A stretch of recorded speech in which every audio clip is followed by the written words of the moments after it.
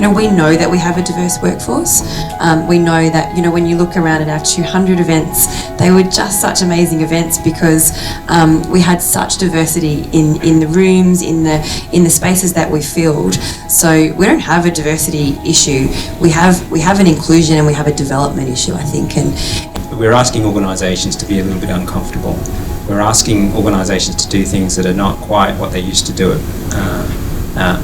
But equally, I think there's two sides to the coin.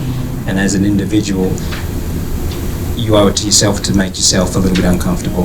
And that means, putting yourself out there for certain things and not just assuming I'm not very good at this or listening to all those voices that you may have had in your family, all those voices that you had at school telling you what you were going to be and what you would end up doing. And sometimes you really do have to push yourself out there and be a little bit uncomfortable and see what it's like. And you may well find that actually I'm actually better than some of these people at doing this, even though I was always never thought to be the kind of person that could do that. Earlier as a catalyst for change, and quotas for women, well, you can look at someone and you can tell their gender, so it's quite obvious. What advice would you give to a candidate who perhaps might want to consider something in looking at applying something that's a quota but may not necessarily fit the mould? Now you alluded earlier, Matt, about a mixed background. English is not my first language. I grew up in a household that we didn't speak English. We didn't have the same cultural background.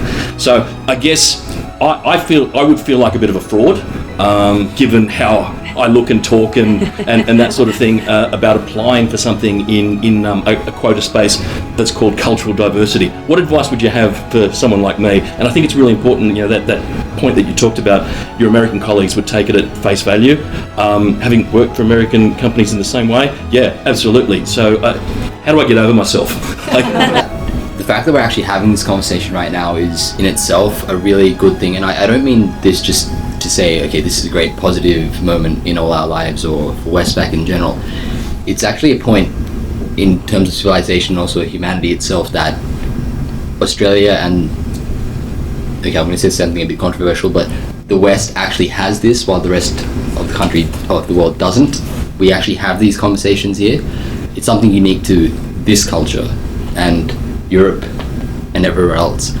So we need to appreciate that for itself.